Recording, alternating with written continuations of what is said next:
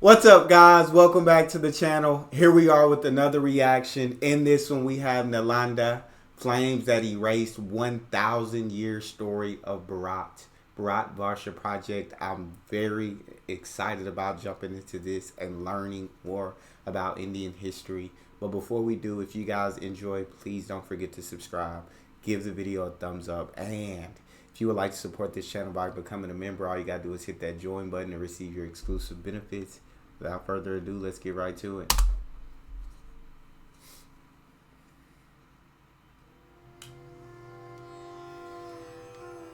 Nalanda University. The very utterance of this name carries us away to the ancient heart of India's intellectual legacy. In the year 413 AD, during the reign of Gupta dynasty, Nalanda University was born amidst the enchanting landscapes of Rajgir, Bihar. It soared as a global epicenter of wisdom, a brilliance later dimmed by tragic events of the 11th century. Dang. This is the story I heard in a recent video when Modi was talking about renaming things, not after he was talking about renaming certain places. Because certain places were still, or streets and things were still named after invaders who came and raped, pillaged, destroyed Indian invaders. I mean, Muslim invaders. But Nalanda, I believe this story, he said this is a place where 9 million books were burned. And then they burned monks alive who knew the books by heart. If this is the wrong story, then I'm so sorry.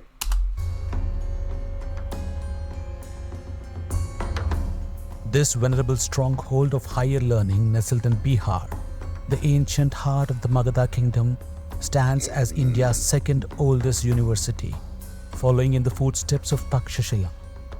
It sprawled over 14 hectares, a sacred citadel of knowledge from the last centuries of the before Common Era until the tumultuous Turkish invasion in 1193 AD. Nalanda beckoned students from as far as Tibet, China, Greece, and Persia. And while the recorded history traces Nalanda's origins to the Gupta dynasty, extending back over 2,100 years, recent archaeological revelations pushed its inception even further, beyond the horizon of 1200 BCE. Remarkably, all ancient Indian universities, including Nalanda, adhered to highly formalized Vedic methods of learning. It was the benevolent Guptas who nurtured the seeds of university education, ultimately giving birth to the venerable Nalanda. A seal bearing the name of monarch believed to be Kumar Gupta I, named Syncretism, resonates as the founder of this hallowed institution. As students converge from the farthest corners of the world in pursuit of knowledge, there is compelling evidence of foreign monarchs contributing to the construction of structures within the Nalanda scholarly presence. Wow. Archaeological whispers even hinted generously. It's absolute, it's pretty incredible that you have people coming from all over the world to this incredible university to be able to learn and commit to their studies. I think that's something that's truly, truly special and phenomenal. The Sea of Shailendra King from Indonesia imprinted upon the campus. Nalanda University was not merely an academic citadel. It was a sanctuary of wisdom, encompassing 10 temples, classrooms, meditation chambers, monasteries, dormitories, and enchanting lakes and parks spread across 8 meticulously planned compounds. It was a haven that sheltered over 10,000 students and 2,000 venerable teachers. Towering above all was a 9-story building where diligent monks painstakingly transcribed books, kindling the flames of knowledge in individual scholars' hearts. That is amazing. Innovative and trailblazing, Nalanda introduced dormitories, a pioneering concept in the annals of education, accommodating 10,000 aspiring minds at its zenith and providing a haven for 2,000 professors. Nalanda beckoned students and scholars from distant lands like Korea, Japan, China, Tibet, Indonesia, Persia, and Turkey. Within these hallowed halls, the That's curriculum of Nalanda incredible. University encompassed the profound, from the teachings of Mahayana Buddhism to the Vedas, logic, Sanskrit grammar, medicine, Samkhya, and a kaleidoscope of subjects spanning the spectrum of knowledge. History whispers to us the saga of Ait Singh, who embarked on a decade-long odyssey at Nalanda from 675 to 685 AD, accumulating a trove of 400 Sanskrit texts containing over 500,000 verses, a testament to the university's well-endowed library.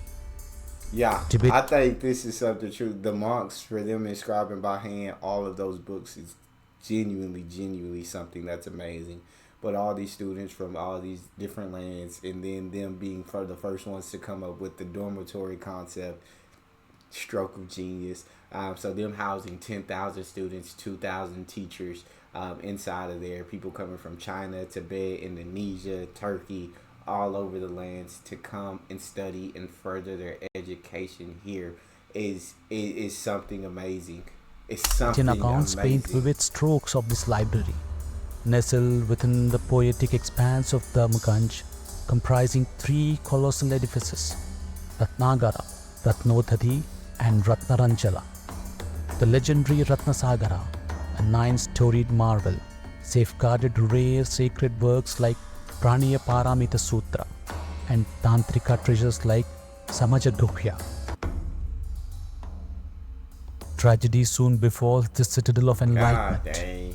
In 1193 AD, Nalanda's walls were breached by Turkish Muslim invaders, known as Mamluks, led by Bakhtiyar Khilji. Bakhtiyar Khilji, once a chieftain in the service of Awadh commander, found himself entrusted with two villages on Bihar's turbulent border, a political no man's land. Sensing an opportunity, he embarked on a series of plundering raids into Bihar, reaping recognition and rewards from his superiors. Buoyed by his success, Khilji cast his gaze upon a fort in Bihar, capturing it triumphantly and leaving in his wake a trail of riches. God And then dang. the unfathomable unfolds. Nalanda's peerless library, a treasure trove so vast that it cradled over 9 million manuscripts, succumbs to the 9 million. flames kindled by the invaders. Traditional Tibetan narratives unveil a 3-building library complex, one soaring to 9 stories, guarding the holiest of manuscripts. The agonizing inferno rages on for 3 months, its smoke casting a veil of darkness over the nearby hills. The Persian historian Menaji Siraj paints the haunting chronicle of Nalanda's fall. So some say 3 months. I've heard 6 months from Sadhguru. He said 6 months, and then he said, or the interviewer said, this fire burned for 6 months to burn all of those books and everything because they didn't have gasoline or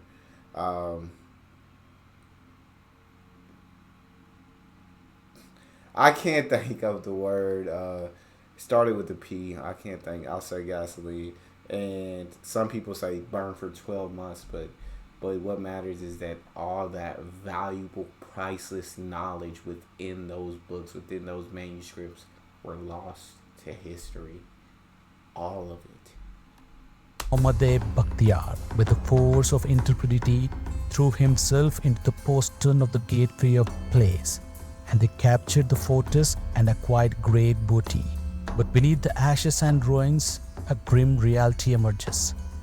Nalanda, once perceived as merely Buddhist sanctuary, conceals within its stone walls a vivid tapestry of Hindu influence.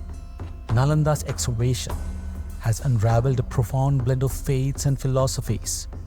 Among the ancient artifacts discovered by ASI, one finds traces of Hindu deities.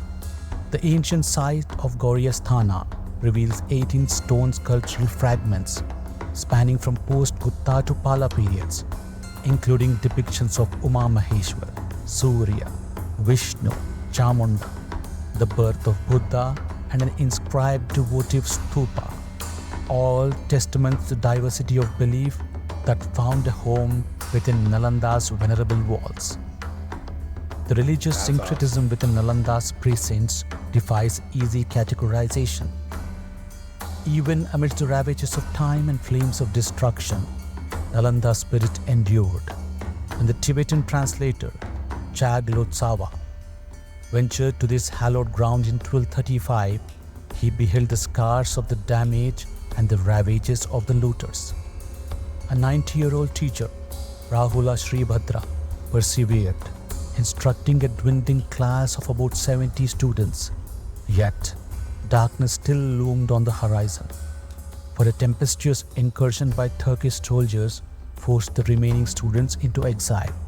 Wow. Yet, against all the odds, the embers of Nalanda legacy flickered on, with the remnants of Buddhist communities thriving under the meager resources until 400 CE, when Chakalaraja emerged as last patron of Nalanda's flickering light. The annihilation Dang, of Nalanda's bro. temples, monasteries, and centers of learning cast a long shadow, dimming the brilliance of Sheesh. ancient Indian scientific thought in mathematics, astronomy, alchemy, and anatomy. The countless manuscripts reduced to cinders held the keys to centuries of wisdom. At its peak, That's Nalanda crazy. cradled over 2,000 teachers and nurtured the dreams of 10,000 students, all converging from diverse corners of India and beyond. Viharas like Nalanda dotted the landscape of what we now call Bihar, breathing life into the realms of education, culture, and intellectual discourse for ages. To quantify the loss of Nalanda is an endeavor bound for futility.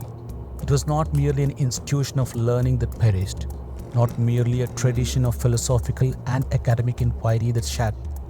Rather, it was obliteration of an entire civilization, That's crushed insane. and grounded to dust. Absolutely obliteration of an entire civilization.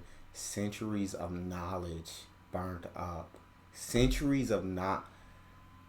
I can only fathom because I can't begin to imagine everything that was in those manuscripts that were lost to history, that were lost to mankind. And then they freaking made all these students basically disperse. Um, man, that's genuinely something that's a terrible act in history. Them burning this incredible university. Obliteration of an entire civilization, crushed and grounded to dust. Thousands of teachers and students met untimely end, and Wow. millions of manuscripts and books were reduced to smoky wisps. Sanskrit, the lifeblood of instruction and research, too was subject to a cruel blow. To say that India's damage was incalculable is an understatement. We Agreed. stand bereft of a clear understanding of the vast treasury of knowledge that was ours, now forever lost to the cataclysm. Though history marks the conquest of Delhi by Mahmud Ghori in 1192 as a critical turning point, the burning of Nalanda forever altered the course of Indian history. This Yeah. important chapter of our past serves as a reminder that the torch of knowledge once extinguished is irreplaceable. As we trace our roots back to Nalanda, we also glimpse the depth of the darkness cast by its fall.